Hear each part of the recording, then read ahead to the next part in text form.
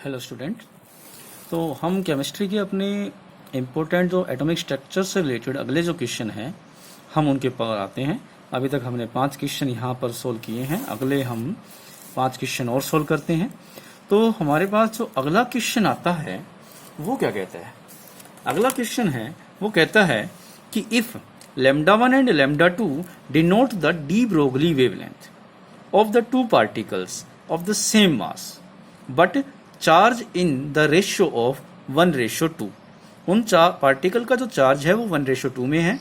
After they are accelerated from the rest through the same potential difference भी उनका same है। तो मतलब दो चार्ज पार्टिकल जिनकी वेवलेंथ λ1 और λ2 है, उनका चार्ज का रेशियो 1:2 है, मास सेम है और पोटेंशियल डिफरेंस भी सेम है। तो λ1 और λ2 का रिलेशन क्या रहेगा?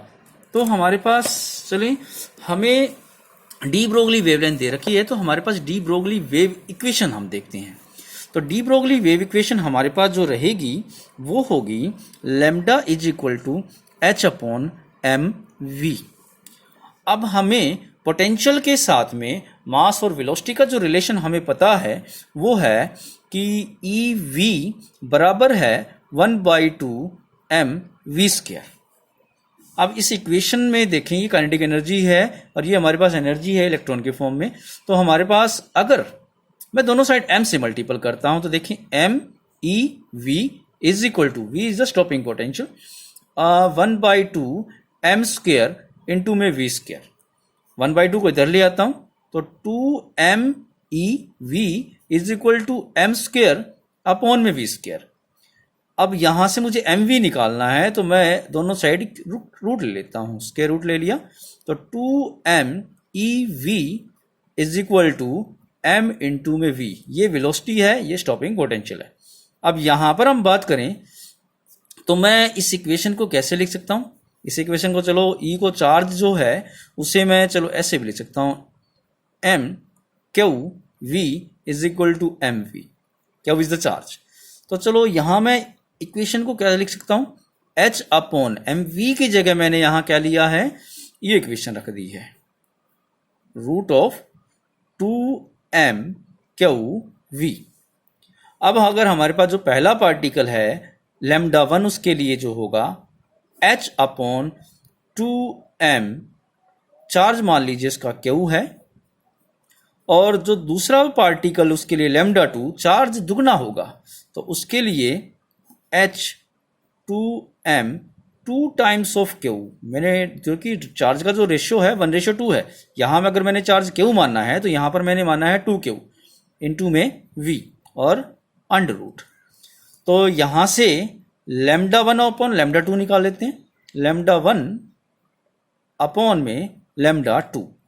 तो ये होगा, अब देखें इसके बटे में ये करें तो h से h कैंसिल आउट हो जाएगा, ये बटे में है तो ऊपर चला जाएगा, तो ये आएगा under root of 2m 2 times of Q into में v अपॉन में 2mQv। v से v कट गया, 2m कट गया, Q से Q कट गया, तो हमारा आया √2/1। यहां से हमारी इक्वेशन क्या आई, λ1 अपॉन λ2 की वैल्यू आई √2 में 1। अब √2 की वैल्यू होगी 1.414/1। तो देखिए जो रेशियो है λ1 λ2 के मुकाबले क्या दिख रहा है, ग्रेटर। तो मतलब λ1 इज ग्रेटर देन λ2। तो हमारे पास जो आंसर रहेगा, इसका आंसर रहेगा option number C, λ1 is greater than λ2। अब अगला हमारे पास जो क्वेश्चन है वो क्वेश्चन क्या कहता है, the ratio of the orbital angular momentum and spin angular momentum of an electron in the p orbital. तो चलो हम बात करते हैं, जो टोटल हमारा ऑर्बिटल एंगुलर मोमेंटम होगा वो होगा L, और इसे निकालें तो इलेक्ट्रॉन के एंगुलर मोमेंटम L इंटू में L प्लस में 1 अपॉन में h/2π। तो यहां पर देखें जो p ऑर्बिटल है उसके लिए L की वैल्यू होगी 1, किसके लिए, फॉर p ऑर्बिटल। तो वैल्यू पुट करूं यहां पर, तो वैल्यू मैंने पुट किया तो आया 1 इंटू 1 प्लस में 1 h अपॉन 2 पाई, मतलब 2 into 1 is a root 2 h upon में 2 पाई, ये आया। अगर मैं स्पिन की बात करूं, s होगा s इंटू में s प्लस 1। जो s है किसी भी ऑर्बिटल के लिए उसकी वैल्यू है 1/2 h अपॉन 2 पाई। इसकी वैल्यू यहां पुट करूं तो हमारे पास आएगा 1/2 प्लस में 1 h अपॉन 2 पाई। अब यहां से देखें तो इसे 1/2 और यहां आ गया है गुना में 3/2 h अपॉन 2 पाई। रूट से 2 इंटू 2 ये बाहर आ गया, ये 3 अंदर रहा, तो रूट 3 अपॉन में 2 h अपॉन 2 पाई। ये हमारे पास s की वैल्यू रही। तो मुझे इन दोनों का रेशो निकालना है, l अपॉन में s। l की वैल्यू क्या आई, रूट 2 h अपॉन 2 पाई। s की वैल्यू क्या आई, रूट 3/2 h अपॉन 2 पाई। h अपॉन 2 पाई से h अपॉन 2 पाई गया, 2 ऊपर गया, तो l अपॉन s की जो वैल्यू आई 2 रूट 2 अपॉन में रूट 3। ये हमारे पास ऑर्बिटल एंगुलर मोमेंटम और स्पिन एंगुलर मोमेंटम का रेशो रहा। तो ऑप्शन हमारा क्या रहेगा, ऑप्शन हमारे पास रहेगा 2 रूट 2 अपॉन रूट 3, ये हमारे पास ऑप्शन रहेगा। तो अगला हमारे पास है the orbital angular momentum of the d electron is. Orbital angular momentum of the d orbital electron का क्या रहेगा। तो चलो ऑर्बिटल एंगुलर मोमेंटम का हमारे इक्वेशन देखा है, L is equal to L plus 1 h upon 2 पाई।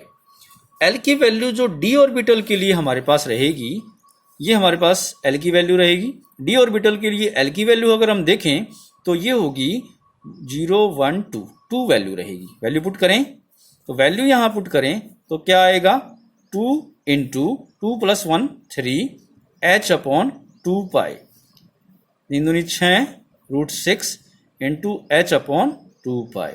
तो हमारा आंसर रहेगा रूट 6 अपॉन इंटू में h अपॉन 2 पाई।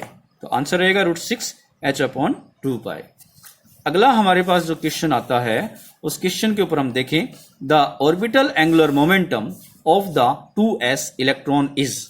तो अभी हमने देखो फॉर्मूला देखा था, ऑर्बिटल एंगुलर मोमेंटम का हमारा फॉर्मूला है L इंटू में root of L into L plus 1/2। अगर हम यहां पर बात कर रहे हैं 2s ऑर्बिटल के लिए, किसी भी s ऑर्बिटल के लिए L की वैल्यू होगी 0। तो यहां पर मैं वैल्यू पुट करूं तो हमारे पास क्या आएगा, 0 इंटू में 0 प्लस 1 h अपॉन 2 पाई। किसी भी संख्या को 0 से मल्टीपल करें तो 0 होगा h अपॉन 2 पाई, और 0 का रूट भी हमारे पास 0 रहेगा। तो इसलिए हमारे पास L की वैल्यू क्या आएगी, 0 होगी।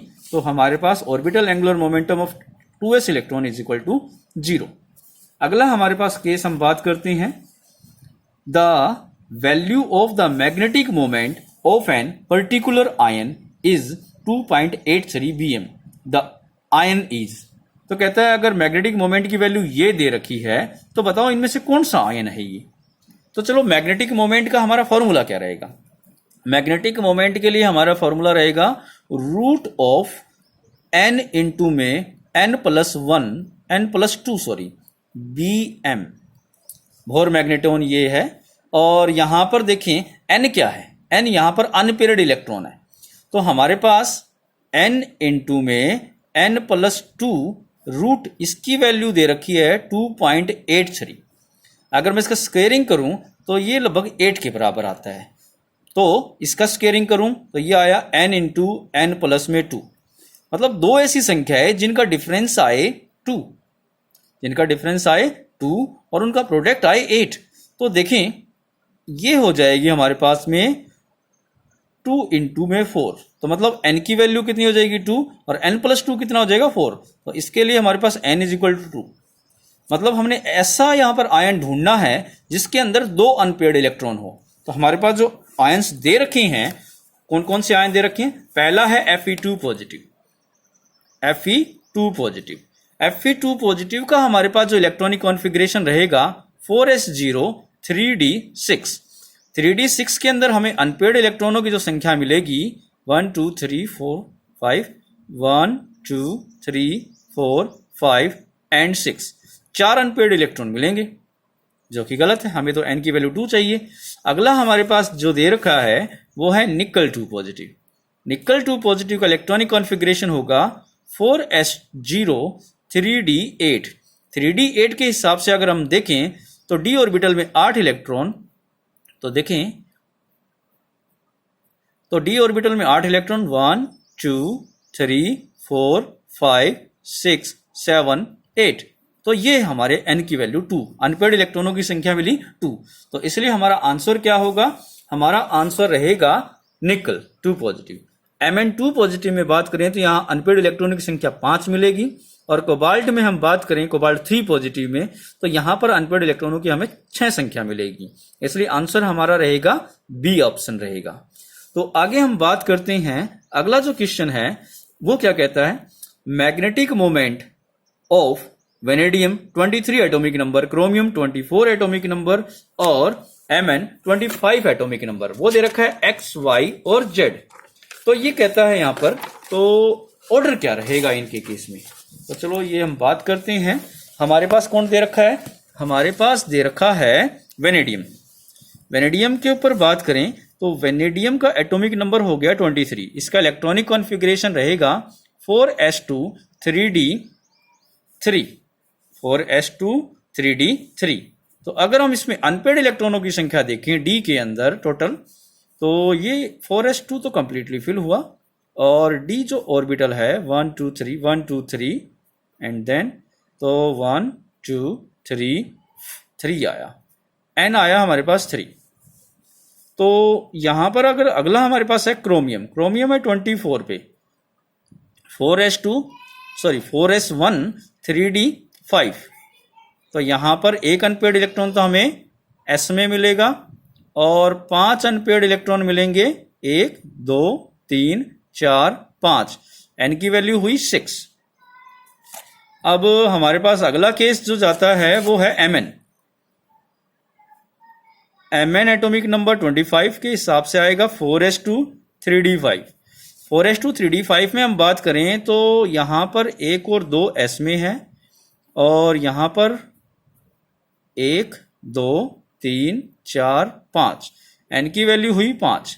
तो देखिए जितनी ज्यादा n की वैल्यू होगी, अनपेड इलेक्ट्रॉन होंगे, उतना ज्यादा मैग्नेटिक मोमेंट ज्यादा होगा। तो सबसे ज्यादा मैग्नेटिक मोमेंट किसका होना चाहिए? क्रोमियम का। फिर किसका होना चाहिए? Mn का। और फिर किसका होना चाहिए हमारे पास? वेनेडियम का। तो हमारे पास ये थे, इसका था x, इसका था y, इसका था z। सबसे ज्यादा क्रोमियम का हुआ तो y ज्यादा हुआ, फिर हमारे पास z का हुआ, और फिर हमारे पास x का हुआ। तो चलो चेक करते हैं ये हमारे पास किस में आए। तो सबसे ज्यादा हुआ हमारे पास में y का, सबसे ज्यादा उससे कम हुआ z का, उससे कम हुआ x का। तो ये हमारे पास किससे मैच हुआ? ये हमारा मैच हुआ ऑप्शन नंबर सी। तो ये हमारे पास इससे रिलेटेड क्वेश्चन थे जो हमारे कंपटीशन में पूछे जाते हैं। अगले में हम नेक्स्ट डे मैथ के ऊपर बात करेंगे, और अगले वीक हम इन क्वेश्चन को लेकर आते हैं केमिस्ट्री से रिलेटेड।